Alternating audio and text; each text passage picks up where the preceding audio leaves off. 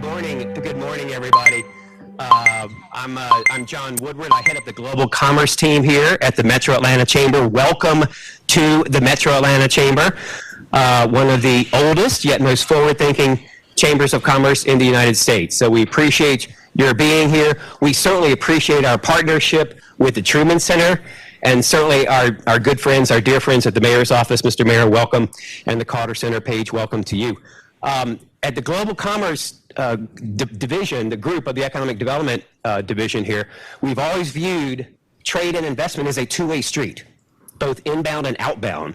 And I think that's going to be reflected here. We'll discuss some of that. But also strategically, for the longest time, we've been focusing on metro to metro.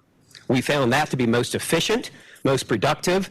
And so I think having that strategy now really get formalized on the State Department level even is very gratifying and very encouraging. So I think we're going to see a lot more of that tactical discussion in this panel here. So I'll be quiet. I'll turn it over to my good friend Vanessa, and thank you again for coming. Welcome. Thank you so much, John. Bonjour. Buenos dias. Good morning. Guten Morgen. Welcome, welcome. Y'all know I always do this spiel. We're all going to learn another language in the city of Atlanta in order to be continuing to be a global city. And so what I want to do right now is raise your hand if you had the opportunity of working with the Mayor's Office of International and Immigrant Affairs. Thank you. And I'm asking y'all to raise your hand just to showcase how important it is for the cities to be involved in global activity. But also, it wouldn't be possible for us to do the work that we do without all of you in this room. We have corporations, we have educational institutions, nonprofit organizations, and various nonprofit organizations that are focused on empowering our communities. So this is key. What is wonderful about the Truman Center is that we're also doing this on the federal level. Mayors have been communicating. I like to say mayors are the new diplomats. So feel free to call Mayor Dickens Ambassador Dickens.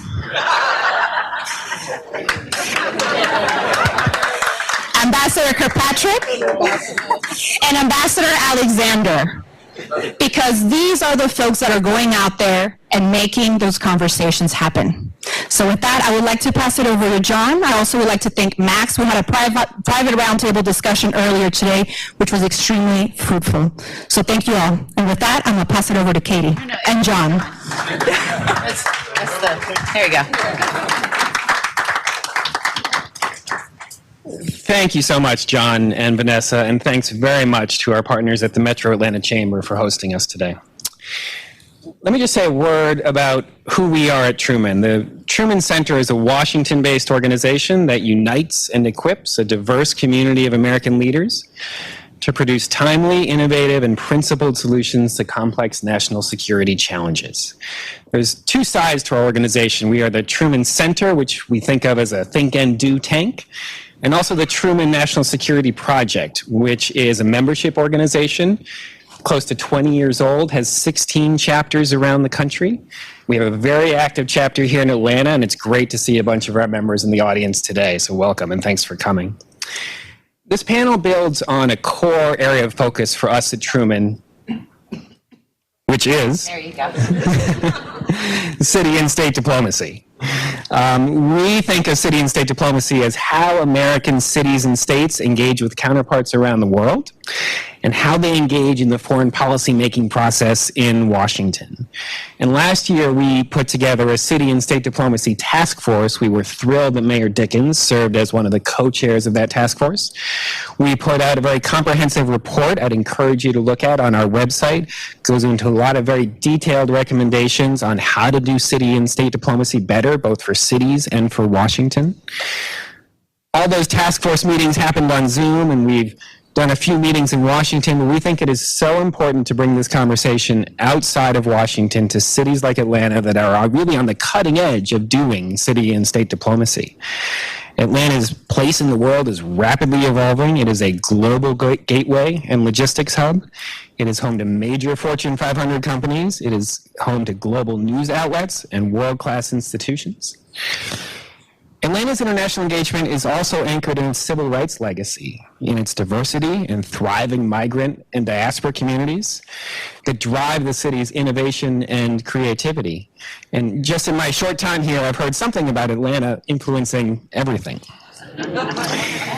So we're going to spend a nice hour here really digging into city and state diplomacy, talking about how it benefits the residents of cities like Atlanta, but also just as importantly, how Atlanta can influence U.S. foreign policy and bring Atlanta's history and values to the process of developing foreign policy. We have three fantastic speakers here to help us with this. They have extensive bios. I'm not going to go deeply into them. You will find those bios on our website. For those in the room, the QR code on the screen will take you there. But just very briefly, let me start to my left with Katie Kirkpatrick, who is the president and CEO of the 164-year-old Metro Atlanta Chamber. She joined the chamber in 2007. Please. She joined the chamber in 2007 and serving then as its chief policy officer. Thank you very much for hosting us as well today.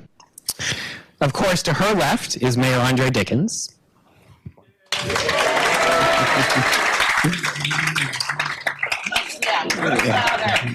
He is the 61st mayor of Atlanta, having been sworn in as mayor in January of 2022. Prior to his election as mayor, he served 8 years as an at-large city council member. And next to the mayor, we have Paige Alexander.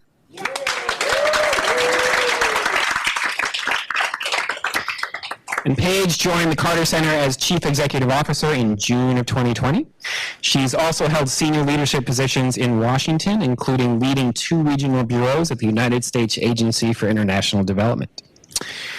So I'm going to have a conversation and ask some questions with our panelists here for about 30, 40 minutes. We are going to leave a good chunk of time at the end for questions from the audience, so please do start thinking of those. But I want to turn first to Mayor Dickens. And Mr. Mayor, a few weeks ago in your State of the City address, you emphasized that Atlanta is a city built for the future, that invests and empowers its youth. How does the city's international engagement fit into that vision that you've laid out? And what value do you think Atlanta's global connections bring to all citizens of this great city?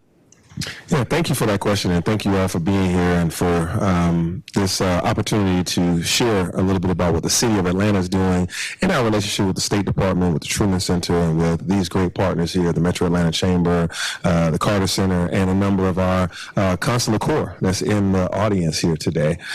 So Atlanta being built for the future, first step is to think about what Atlanta's built on, which is a bedrock of being the cradle of the civil rights movement.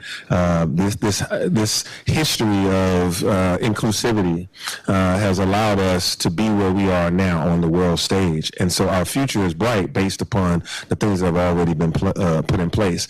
Being this place of opportunity, having it's been top 3 in Fortune 500 companies in the nation, being number 1 for having diverse technical talent here in the city. So as technology is the future and the now in terms of economy and growth, then Atlanta having this diverse talent pool and more is helping us being built for the future. Our awesome relationship with our colleges and universities that are here. I mean, we have so many rich institutions of higher learning that prepare us for whether it's research, but also for academic excellence and preparing these students to take on great jobs that lead the world. The companies, the logos that you see up and down our skyline are international companies, and so we are indeed built for the future in that way. Our collaboration makes us special too. The ability to work with the business community and the civic community, the government. I like to say that Atlanta is a group project. It's a group project. We do it together.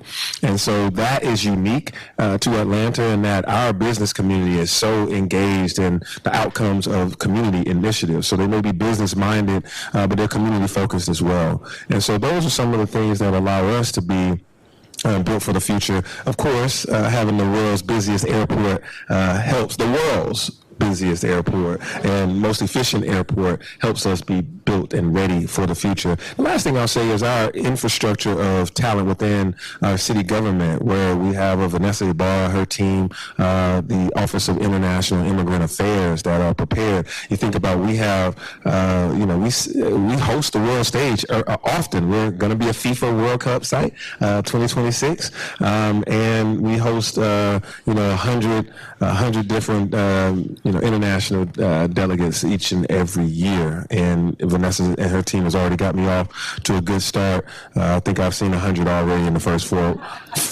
months of this year. Maybe not 100, but it's a lot. So that and a number of things, our infrastructure investments, as well as our just continued preparedness for the future, to be lockstep with what's, where the world is going, Atlanta is going, and we may actually be there first in some cases. Washington was passed over for hosting the World Cup, and I have been reminded several times already that Atlanta, in fact, does have it. So I'll be coming back. Katie, I want to turn to you with a similar question. In its appeal to visitors and talent and foreign investment, what story is Atlanta telling the world, and how does a strong global identity for Atlanta benefits the city's international engagement strategy? Yeah, I like to tell folks that we have relentless, unlimited ambition. See, everybody's nodding their heads in here. So when you come to this city, that's what you feel, it's what you experience, and it's actually what you see on the ground. So we are a global powerhouse in terms of our identity. That has been built not just from the Olympics. I think a lot of people view that as the kind of point in time when we flipped the switch. It really, for me, it goes back to the early 70s when we had great leadership from the mayor at the time, who had the vision of building the global airport.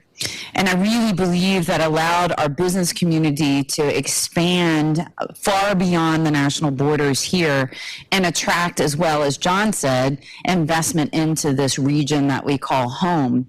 And what we have seen over the last 2 decades is really an ambitious project in the region to get the investments that we need, to ensure that we have the talent pipelines that we need for our businesses, and 2, to make sure we're investing in the infrastructure and the assets that are here. So the story resonates across the world. But I think the key to that is, if you look around this room, you will see a diverse room. And this is not unusual for a room in Atlanta. It is diverse. It is global, it is nationalities. So when you think about building a company here, or if we're talking with a global delegation, it really strikes them as a place to build a business, to inspire and hire the great talent that we have here. And the other piece, too, is around innovation and research. The universities that the mayor mentioned as well are building new businesses here, and a lot of those have foreign components to them. So that global aspect of Atlanta, to me, I think it vibrates, too, between the three of us. We're actually kind of new leaders, if you think about it. And you can just feel it in this city when you walk around. There's a vibrancy, and that, again, plays on that global stage. It makes you feel like you have a place here. You can make your mark here. And then last is that we're built for business. So he's building for the future, which I'm thankful for. And then we're a community that is built for business. So when you pair the two along with what the Carter Center is doing, I really think it puts us above everyone else in this nation as a great place to live, work, and play. And we're going to return to some of those really important diversity issues that you talked about in a moment. Paige, turning to you, as I think you've seen in Washington and probably here, there's often this real divide between foreign policy and domestic policy, and there's a sort of brick wall between them. And city and state diplomacy is all about breaking down that brick wall. And I think you're doing a lot of that at the Carter Center, an institution that's known for its incredible work all around the world, but you're now working more at home, too. And so I wonder if you can just talk a little bit about how you see that foreign policy, domestic policy interface, and if and how city and state diplomacy is one way of strengthening that interaction. There we go. Thanks for everyone who's here. So I grew up in Atlanta. I left in the early 80s after high school, and as my parents like to say, I visited other places for 35 years before I came back to Atlanta, before I came home. When I left Atlanta in the 80s, even though my mom ran Maynard Jackson's campaign, I was part of the fabric, but Atlanta wasn't the Atlanta it is now. So I moved back I was living in Amsterdam and Brussels, and I come into Atlanta, it's June 1st, 2020, and if everyone remembers what June 1st, 2020 was, the mandates had been lifted, the hair salons were open, tattoo parlors were open. I was entering the middle of COVID in a city that was fully in the middle of a global pandemic. And I drive down Peachtree Street, and it's the weekend after George Floyd. So I saw the aftermath of the protests, and I get to my parents' house, and TV is on, and the President of the United States is tear gassing Lafayette Square. So not to get political, but the first thing I did was call President Carter and say, I know you asked me to run an international organization, but at the end of the day, our backyard looks like this. How can I be in Cote d'Ivoire and Tunisia talking about election reform when we're questioning that here in the U.S.? And so because everything the Carter Center had done internationally up until then was taking U.S. experiences and bringing them overseas, it was time to actually take the overseas experiences and bring them home. And so the Carter Center, even though historically had been doing a lot overseas, had been doing everything overseas, we are now looking domestically because we are learning lessons. We launched an Inform Women, Transform Lives project that Laura Newman recognized the access to information happens at the subnational level, much like the task force talked about, and really taking these city-to-city relationships. It's what we did overseas. I could go into any foreign country in Azerbaijan or Tunisia and talk to the city leaders because you couldn't talk at the federal level. And that's where things got done. So why aren't we doing that here? And I think this is an important element of global to local that we are now looking at in Atlanta. And my son worked for Vanessa and Meredith. He came into Atlanta and he thought, there's actually a conversation that can happen here. And so we at the Carter Center are very happy to have the ability to work with the governor's office and the mayor's office to talk to the consul generals, to have economic development, to talk about Atlanta as being this place that we are learning from others, and we're also hopefully teaching others. So. Great, thanks so much. And building on some of this Washington piece, Mr. Mayor, I want to turn back to you because, as you know, the State Department created this new unit for subnational diplomacy led by Ambassador Nina Hashigian. She spoke virtually at an event in Atlanta recently.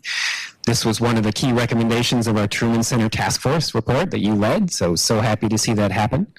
What are you hoping that this new unit at the State Department can do for Atlanta? How can it help you in what you're trying to do all around the world?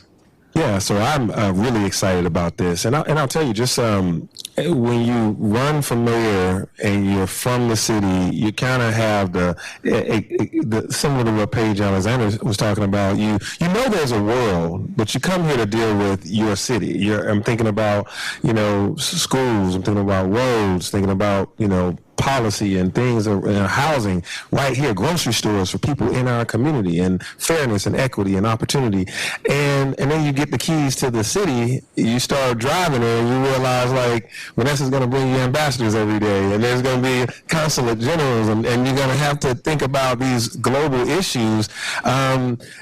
It's like you're aware of it, but that's not what was top of mind. But now it really is top of mind, like Atlanta's place in the global in the whole world. And so what has occurred is, while typically it's top down, State Department down to the federal level, then down to the states, then down to the local. So they're telling you what the international policy is and where the world is going. But I think there's a case that should be made, and actually we've made it, which is why we're having this group, is to go bottom up, city to city. If we run the world's busiest airport, I think people want to ask us questions around the world about how you do that. How do you have business and minority participation, and how do you end up having this economic engine that is the biggest employer in the state of Georgia? How do you do that? And how do you do that with labor markets the way they are, with COVID? How did you manage that? Those things. So cities want to know about that. Sustainability. What are your plans? I mean, we at the city level, we're dealing with, making sure that we are, green jobs and energy burdens are reduced for our citizens. Yes, we're thinking about the global landscape and of course, global warming and those issues, but we're also talking about like localized impact to members of our community.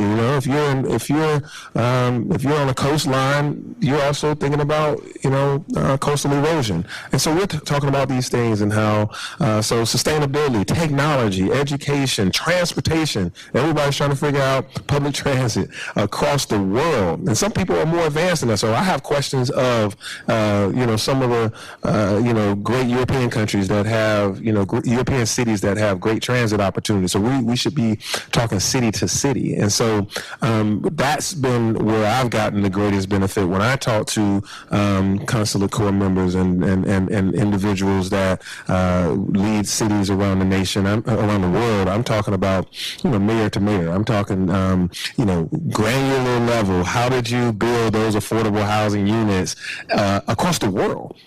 And so that's some of those things. But then also from working, being a part of Informed Women, Transform Lives with the Carter Center. That's important. Equity in terms of gender equity across the United States is important, and definitely right here in the city of Atlanta. So the skills and the knowledge that they have globally, we bring those into play. So I just, in a very short amount of time, you learn that, you got to operate the city, within I-285, you got to operate this, it grows to the region, and the next thing you know, you're talking globally and city to city stuff. So, top down is cool, and, get your messaging from the feds, but I think that that it's been clear because of how connected we are through these devices now. I don't have to wait for the U.S. to tell me what's happening in another country. I can call the mayor. I mean, I'm actually part of groups. I'm actually part of teams that are global teams. So I can just call one of my mayor friends in the UK or in South Africa or somewhere like that. So there you go. Those kind of connections are so important. And Katie, I want to continue on this theme of the Washington involvement with you as well. What is the federal government, and really what more can it do to support private sector Atlanta engagement and expand business abroad? So as you all may imagine, I was giving talking points to answer that. And I'm like, I don't know if I want to say that. I think they need to get out of the way. That would be great for business. But I think stepping back and looking at who the chamber is at its core and what we stand for is economic development in this region and growth and investment. And so one of the keys to that is maintaining strong working relationships with all the federal agencies, because you all know that dollars flow down, it influences decisions at the local level where those investments are made. So it's very important for us to transmit to the federal agencies, like, we support transportation funding or transit funding, which, by the way, Mr. Mayor, we do a lot of. Those types of things are important. Workforce development, if there's water, dollars flowing down. So we're constantly talking to them and making sure they understand what business imperatives are to make sure that businesses can thrive here, as well as global investment, which is so important for us. And I noticed that I've seen a number of our friends from the consul generals that are here. So one of the keys to our work is maintaining strong relationships with the consul generals. John, what do we have, 60 plus in this city? So that's an amazing concentration of countries with representation here that are looking for foreign direct investment as well as trade both ways, right? So that's important for us. And when you think about diplomacy, right, to me, diplomacy is based on trust and relationships. And what a better way to do that through business? It is an excellent way to build bridges, to create trade, to create, opportunity for both countries, is an excellent way to build, from your point, bottom up, right? Instead of relying on the people at the top to figure out how everybody gets along. I think we can do that substantively on the ground, and that's through the work that the two institutions that are here plus business can do. And then I'll tell you this, the last thing, it's back to your question, is it's about telling the story of this region and this city. Again, it goes back to telling people about our unlimited and relentless ambition, and that there's personal connections here in this community. And so I will end by saying this. I think Mr. Mayor mentioned that we have the third largest concentration of Fortune 500 companies, and that's UPS, it's Delta, it's the Coca-Cola company, which is, recognized all over the world, and you can look at this building and see their headquarters. It's an incredible opportunity to tell a story, not only from a marketing piece from us or hearing the mayor talk, but having these businesses represent Atlanta around the world is just a third-party validation that this region is great for businesses. And then World Cup. We're kind of excited about World Cup and looking forward to having just a little and looking forward to having that opportunity to show the world again what Atlanta is about. All right, you're going to keep reminding me about that. And Paige, I want to turn to you with a couple questions here, if I may. One just on this Washington perspective, because you've held these senior positions in Washington, so I wonder if you can sort of put that old hat on for a moment and think about, when you're in the foreign policy making process there, how can you reach out to cities, and how can cities more effectively plug into that process? Because I've certainly seen in Washington that that's not necessarily the first thing that policymakers think of. But then I also want to bring in the human rights angle here. Carter Center has this incredible history of human rights engagement all around the world. And a city like Atlanta, with its incredible civil rights history, I think can be a real force for good in the global human rights conversation. So how do you think about that at the Carter Center? I got two questions. That's not fair. So on the first, city, there's a clear added value to connecting cities and the federal government, and the task force report talked about that. From my perspective, when you look at the issues that cities face, as the mayor had talked about, you've got immigration, you have climate, you have, as Katie was talking about, economic development. Cities are really focused on this. And so then the question comes down to, what can the federal government do to help, and what can cities do to help each other? So the mayor's got other mayors on speed dial.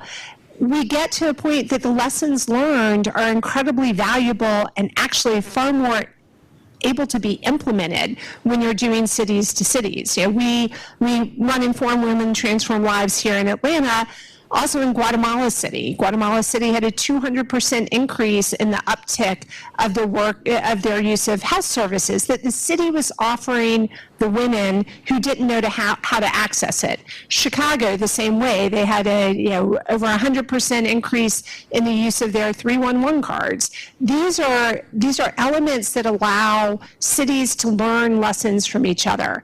And so I think the federal government, even though when we're focused internationally, we're trying to get cities to work together because they can't necessarily get what they need from the federal government. Here in the U.S., we often have to find cities working together, not because they can't get what they need, but because they can learn more relevant lessons from each other than they learn from the federal side. So that's on one piece. And on the human rights piece, Atlanta is, as the mayor said, this is where civil rights, this is where we've got such a lasting legacy. And President Carter was a big part of this. And he continued to look after he was governor here, and then went to the White House before his involuntary retirement from that job, as he likes to say. He came back and said human rights is really the core and the crux of everything. So how do you do that with a civil rights lens, with a global health lens? All of this is interwoven, and it's really the global to local, the city to city, the ability to have people learn from each other about what works in, I've got South African colleagues here today, what works in different countries in different contexts can be relevant in the U.S. And so the cities need to talk to each other. And Atlanta, really, we're kind of the center of the universe now. It's a really lovely position to be in, that people are looking at what we've been able to build out with the MLK Center, with the Carter Center, National Center for Civil and Human Rights. These are all institutions that bring that legacy and those lessons for others to learn. So. Thank Thank you. Mr. Mayor, I want to continue along this path with you because in 2022, you were part of a U.S. delegation to the UN Committee on the Elimination of Racial Discrimination. You went to Geneva for that. And it's a fairly unusual thing for a mayor to do, and you did it early in your time, too. So I'd like to hear more just about sort of your thinking behind that kind of engagement that you're doing. And also, how does Atlanta connect its local priorities to these global agendas on countering racial and social disparities, welcoming immigrants, and strengthening democracy? Yeah, it was actually an honor of the lifetime to go to the UN to represent cities across the world, particularly cities in the United States. I was the only mayor, only person representing the city. Everyone else was representing a country or a region. And so they wanted to hear about civil rights and equity and human rights and how Atlanta is doing and how other cities in the United States are doing. And so on the surface, you think of that as it's a positive. Everybody wants to hear how Atlanta, helped with the civil rights movement, the home of Dr. Martin Luther King Jr. and Coretta Scott King and all these other great leaders, John Lewis, these inspirational figures. And, you come a generation later and we have to look around and say, all right, we've been successful in some areas, but we still have a ways to go and challenges. And so we had to be honest in the conversations with the United Nations. This is on the record on behalf of the citizens of Atlanta. This is not just a conversation that's just, recorded for entertainment or for, educational purposes. No, this is the United States, statement of where we stand on the issue of civil rights. And that's weighty, right? And I've just been mayor for like 5 minutes, And I had a cast on my foot from playing midnight basketball. It was an honest moment to say we had made a significant amount of progress. I was a beneficiary of that progress as a person born in 1974 and not in 40s or 50s. But also that so much work still needs to be done. And those folks called us to task on it, whether it was trans rights or whether it was Asian hate that had just occurred. You think about 2022 and think about how 2020, 2021, the things we had seen in America and in Metro Atlanta and in Atlanta.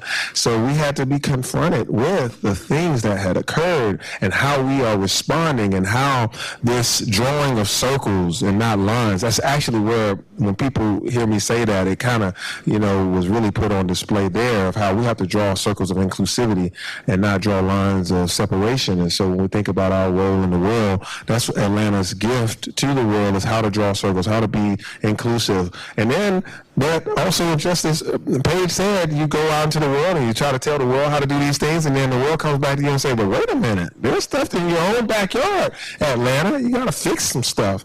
Georgia, you got to fix some stuff. America, you got to fix some stuff. And so it matters because 55% of the world is in cities right now. And I think by 2040, 2050, that's going to be about 68, almost 70% of the world they're going to live in cities. People are, moving more and more into cities, areas, and cities are growing. And so what cities think now might shape the future because they're going to be in cities anyway. So we have to plan for these folks, we have to plan for how we interact and work together. And so then when we talk about how you set up a shop, so I'm the mayor of this city, so, we have across the globe, you have cities that have 10 offices that have 10 people that do this work. We have 3 that do this work. But then we're lucky in America, in Atlanta, because there are certain cities in America that only have 1, just a person of international affairs, right? And we have an office that does this work with us that has this part of the office. There's 3, right? And we have 70 consular corps members and 30 plus, what do you say? I said I got close. You got close? Yeah, you said more than 60? That's 70, yeah. Yeah, you're close. we have over 30 binational chambers of commerce.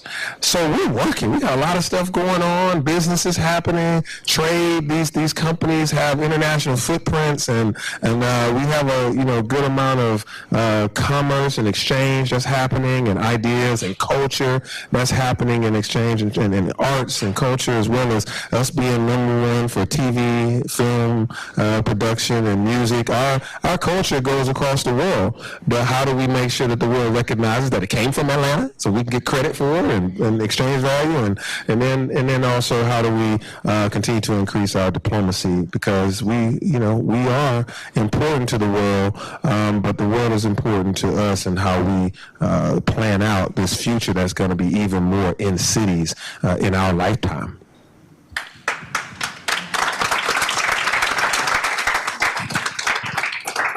Thank you. And Atlanta is definitely well ahead of some other American cities in your setup for how you engage on these things. And Katie, I want to continue with you on the sort of values conversation we're having, and Atlanta as a welcoming community.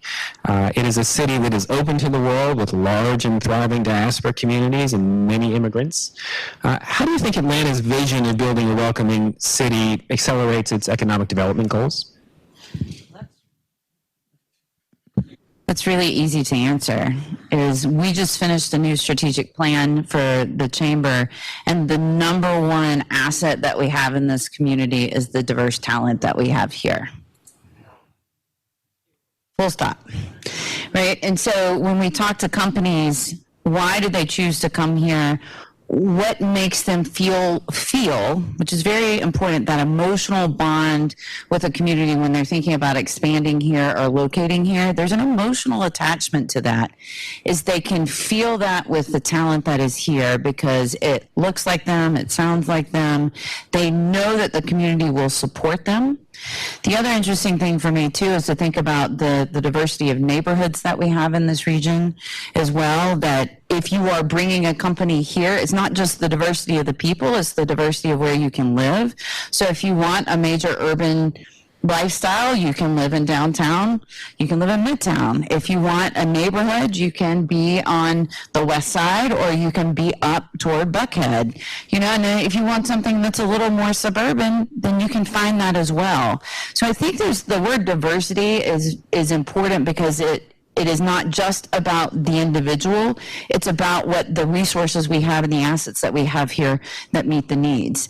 The mayor mentioned the higher education system that is here. That is actually another draw for our international companies as well, is that we pull talent from all over the world to come to these universities to get educated, and then they want to stay here. So companies, often will follow them here or locate here to be near a Georgia Tech or the great HBCU. We have the highest concentration of HBCUs in the country here. So there's just a lot that connects in this welcoming environment.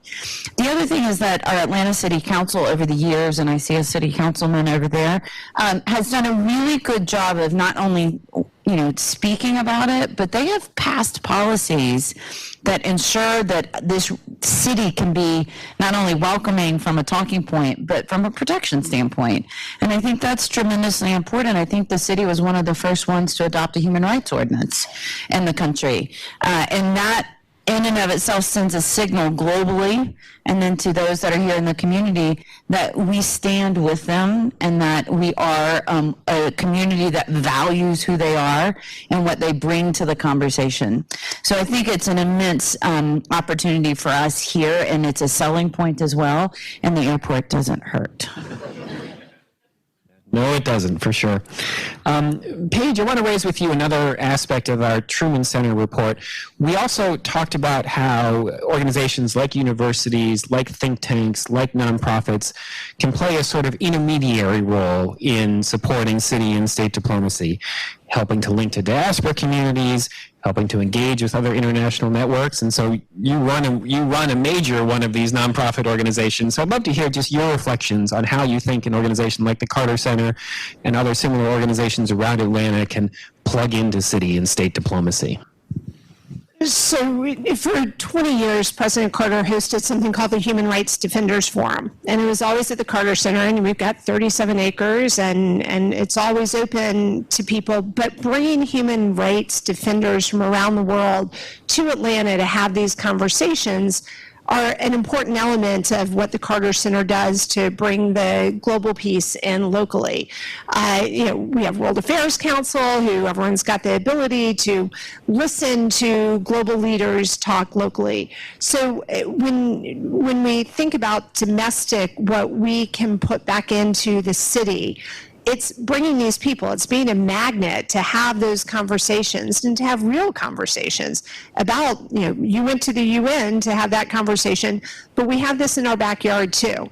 And so for us, it's incredibly important that local Atlanta, whether it's businesses, whether it's universities, we've got a thriving internship program where we pay our interns now, even though President Carter was like, why do we have to pay anyone? So it's like, which is one of the reasons why the Carter Center does so well, is because President Carter had always been frugal, but we recognize our feeder pool for staffing at places like the Carter Center, and I know Michelle Nunn feels this way about CARE, our feeder pool is what we have in our backyard. It is the HBCUs, it is all of the universities, Georgia Tech, Emory, Georgia State, and I think that keeping people in Atlanta, and not only attracting people, but then keeping them in Atlanta to feel like they can have an international career and still be here is a really important part of what Atlanta opens up to, not just to businesses, but to students and to the next generation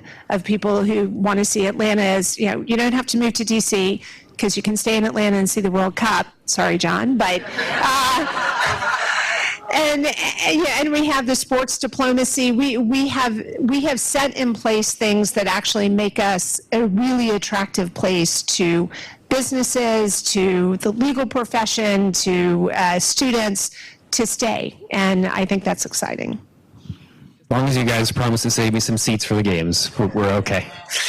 There's a lot more questions that I could ask, but I'm cognizant of time and the great expertise in this room, and so I really want to go to folks in the audience. So I'll ask folks to raise their hands. I believe we have some roving mics here. I will ask you to please first introduce yourself and try to keep your questions relatively short, because I know we're going to want to squeeze in a bunch. I see one question over here, sir. Thank you so much, John. Good morning, panel and colleagues. I'm Neil Diamond from the South African Chamber of Commerce. Mr. Mayor, firstly, thank you very much for having this platform. It's so important for us as the international community to be able to interact with you and to hear not only your vision, but that of the business community and of the Carter Center.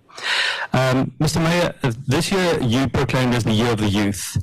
And even though bilateral trade and investment and business is a core focus of our engagement today, we know that the youth is our future business leaders. The youth is our future political leaders. Atlanta has made an amazing stride in bringing the issue of youth development, youth employment to the forefront. How can we interact with the city of Atlanta to take that message back home to South Africa, to our respective countries, so that the plight of the youth can get expression the same way in which you have done it here in the city of Atlanta? Thank you, sir. Wow, thank you. Did somebody record that question? That was the best question. Awesome. Thank you, Neil. I appreciate that question. I could talk for hours about my love for the youth and the future of America, of Atlanta, of America, of around the world. And I know my council colleague, Jason Dozier here, he agrees on that.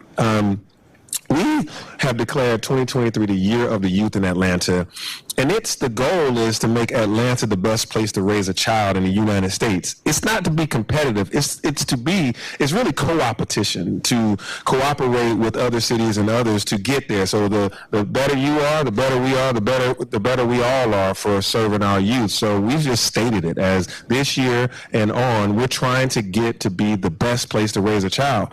And when that outcome comes true, we said that hopefully over the next 8 years we can climb up. Atlanta has been, listed as the best place in the United States to live by Money Magazine. Bloomberg says that Atlanta has more going on for it than any other city. It's been said that we're the best place for Generation Z, which is getting closer and closer to children.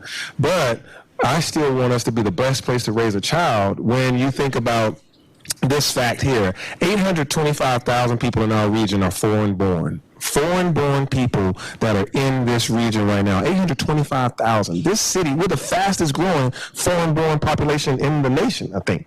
So when we're talking about youth, we're really talking about international diplomacy and immigrant affairs. How do we build the world house, as Dr. King would say, right here in Atlanta? All of us working together, being, focused on the future while serving this current population of youth, making sure that they have opportunities for education improvements and education in the classroom, but out of the classroom, education in your businesses, in education with your consulates and the various things that we can do in terms of international exchange programs, as well as virtual tours of your cities and nations. We're asking that we do that. Like, hey, send us your virtual connection and videos and things of your cities, so that our youth that might not be able to take a flight to another country, that they can see another country and understand your unique value add to the world, and then to empower them by giving them opportunities to lead discussions, to lead projects that they're doing, and to employ them, pay them. The internships, these days, these kids don't do anything without money. So these internships, you got to pay them $15, $16, $17 an hour. And last summer we hired 3,000. So these young folks right here, like, you got to pay us. We paid an average of $16.63 an hour for people 14 years to 24 years old, and we'll do that over and over again. So I know I'm answering this question alone. Like I said, I could talk forever about this. But if we understand that we live in a global economy, we live in a world house, as I said, Dr. King said, that we're all connected, then the youth in Atlanta that really don't know much more than their route to school, their route to maybe their park in their neighborhood, and maybe one or two places. They don't see the world. We have to bring them the world. And so I see soccer in the streets, my friends there, they are doing that as we prepare for the World Cup. As we put, John, we keep saying that. I'm sorry, John. We're really excited about it. But as we prepare for that, how to get the youth engaged and prepared to play a game, but to learn international diplomacy and conflict resolution and competition that's not, defeat somebody, but to actually win and compete again the next day and get better and better. And that's how we do in research. That's how we do in business. That's how we do in life. And so I'm excited by that. And so I am taking that message throughout Atlanta, and I would love to take it wherever it goes, Neil. So have at it and spread it to South Africa. Great, thank you. I think we'll try to take two questions to make sure we're getting them in. I see one here and just here. So let's do these two in the front, and then we'll keep moving on. It's coming. Nope, it's coming. Hello. Hello, my name is Tracy Gray. I'm a new member of the board of the United Nations Association Atlanta chapter. We thank the mayor for his participation and all the other members here that are trying to create, as Dr. King would say, the beloved community. This question goes out to the three of you. What keeps you up at night in regard to international diplomacy? What is the one crucial issue that you don't think has gotten the attention that we should give it as we bless Atlanta and the world? I talked a lot last time. Y'all should talk. Let's let her jump in, and then we'll answer them all. Okay. Okay. Thank you very much for this opportunity.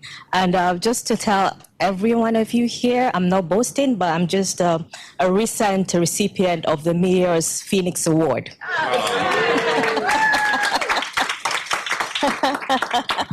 Thank you very much, Ambassador. I'm Ina Smiler. I'm the Consul General representing Nigeria here in Atlanta, Georgia, the best city in the world.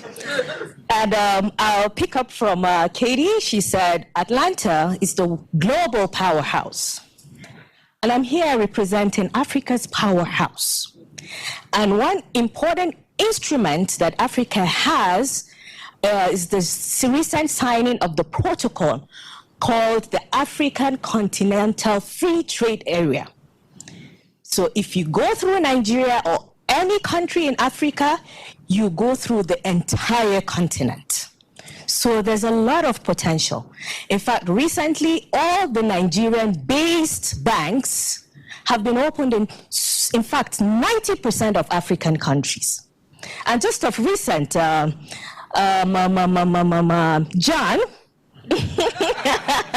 President Biden held a summit for African countries, US-Africa Summit. And during the summit, I quote him, he said, Africa's success is the world's success. Africa will shape the future, not just the future of African people, but future of the world. So it's so important that you strengthen the platforms to engage with African countries. And I'm here to collaborate with you. And just last year, we had the first Headies Award. It's always been celebrated in Nigeria for the past 16 years. And yes, last year it was brought to Atlanta. So I thought this year it will go back to Nigeria, and the next, they said, no, it's coming back to Atlanta. And that is Nigeria investing in Atlanta. So what other platforms do you think we can sit on to further strengthen this relationship? Thank you. We should have had the ambassador on the panel. Yeah. So you sell Atlanta very well. I love Atlanta. Did we get that? Okay. I will answer quickly. What keeps me up at night, the two things that keep me up at night is global water supply and human trafficking. Those things keep me up at night. And regarding Africa, we view that as an opportunity to build some global platforms and partnerships for business.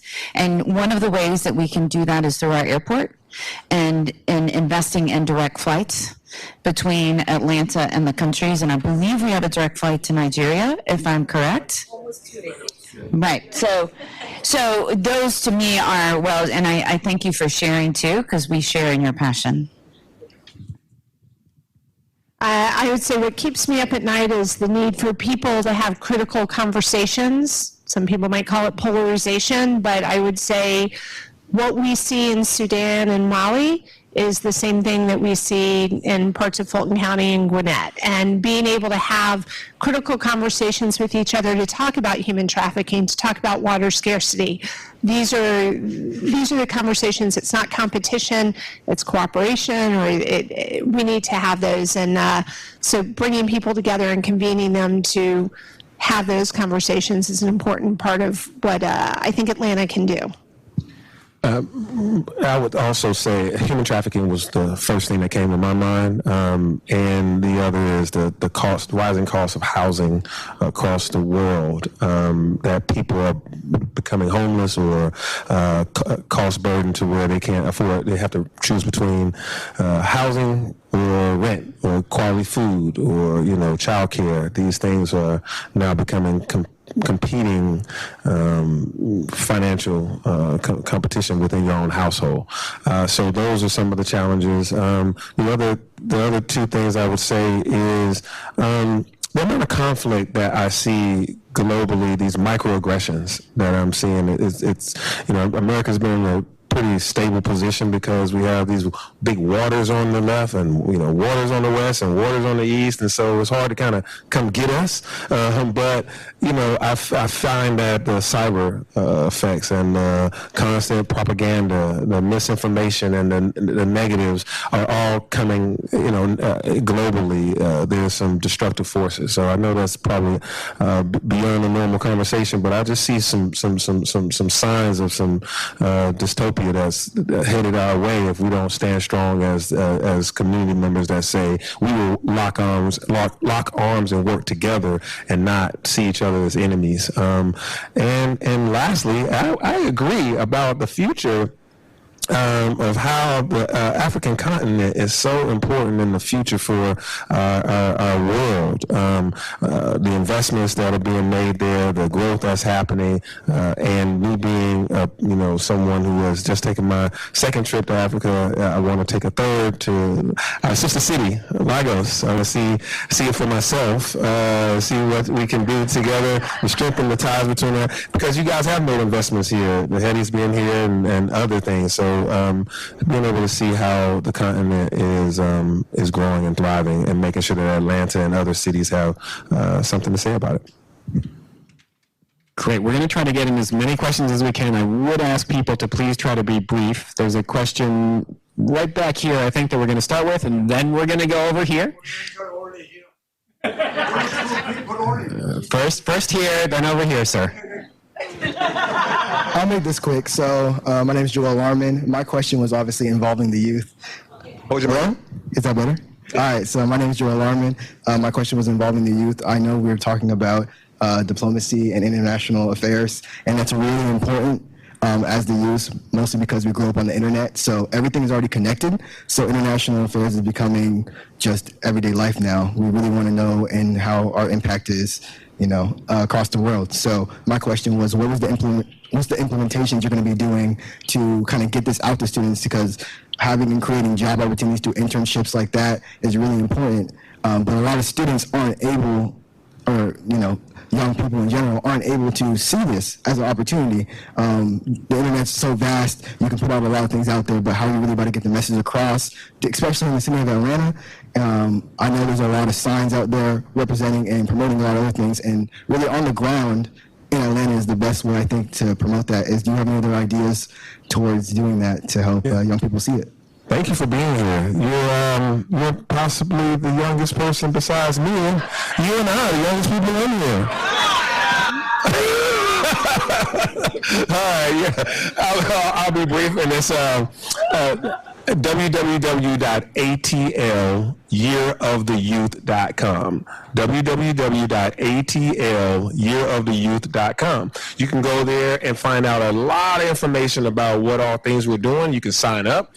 You can get a mentor. You can be a mentor. I don't know what your age is, but you are eligible, and you can also sign up for work, internship opportunities. So atlyearoftheyouth.com. And then corporations, you can sign up to hire youth. You can also sign up to be a mentor, and nonprofits, you can sign up to have your nonprofit be a part of the Year of the Youth, so that we can promote your programs. There's, like we mentioned, Soccer in the Streets. They were granted $50,000 from the city of Atlanta to be able to help promote soccer and youth engagement as we do programmatic activities around athleticism, but also just good youth engagement. So a lot. And if you want to donate, you can go on there. You can donate your money.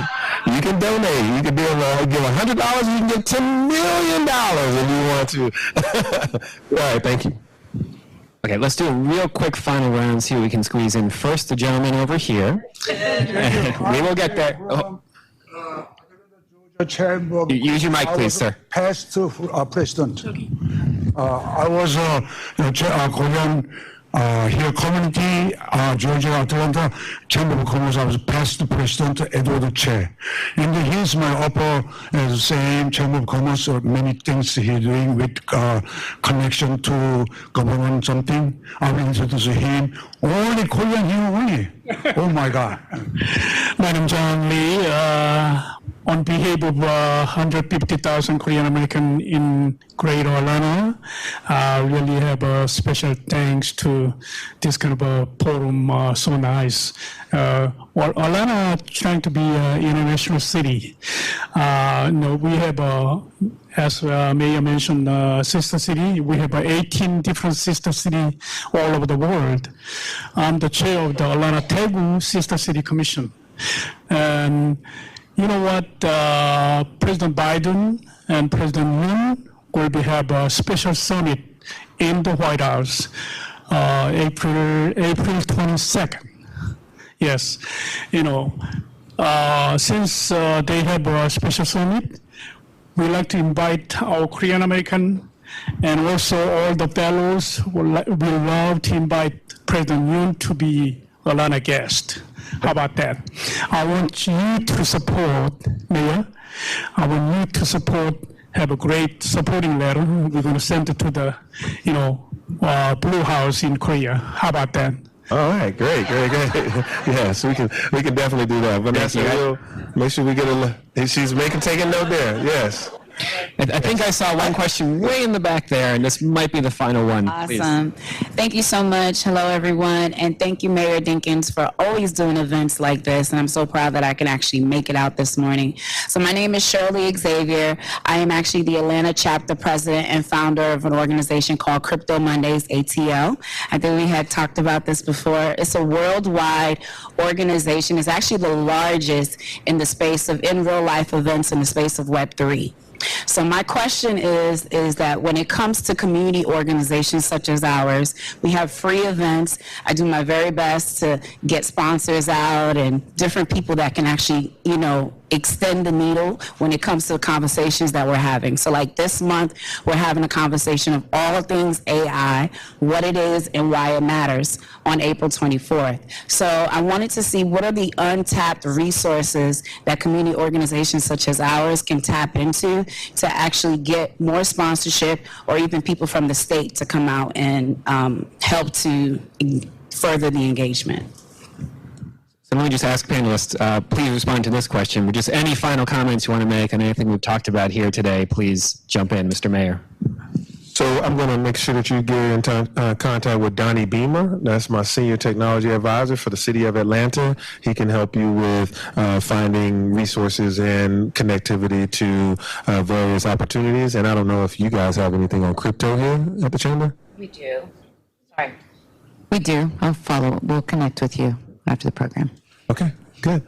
Did you, make the No, my last thing, I was just going to say for South Korea, the investments here in the state of Georgia have been massive over the last 3 years alone. I think it exceeds $8 billion so far, with more coming. And so trade with South Korea is extremely important for us. So thank you for being here. And Paige, Mr. Mayor, anything you want to conclude with? No, I would just say, again, the Carter Center sits at Freedom Parkway, and to the extent that we can be a convener for things that you are interested in, please be in touch. It is a gem of what is in Atlanta that was not here when I left after high school, and seeing the availability of all of the different interests that people in this room have, that the chamber has, and that the city has. We want to be part of that, and we want to bring the city into the global sphere that we're in, and we want to make sure that we're part of the city. So thank you. Thanks for doing this, John. Thank you all. This is great, and let's continue the conversation and continue to promote diplomacy, city to city diplomacy, state to state, nation state to nation state diplomacy. I think we'll just all be better for it, and the world will be healthier, safer, and more connected. And I think that we are off to a fantastic start here in Atlanta, and let's keep it going. And thank you. Let me just say a final big thank you to our panelists. It's been a fantastic discussion, so much more to talk about. Thanks again to the Metro Atlanta Chamber for hosting us. We really appreciate this morning. I want to say a quick thanks to the mayor's team, to Vanessa Ibarra, to Paulina Guzman, who've been fantastic partners and organized this. I also want to really thank a couple of my colleagues, Max Boucher, Chris Abu Khalid. They are the people who make these things happen, so thank you very much. Thank you all for coming, and please, let's talk afterwards. Thank you.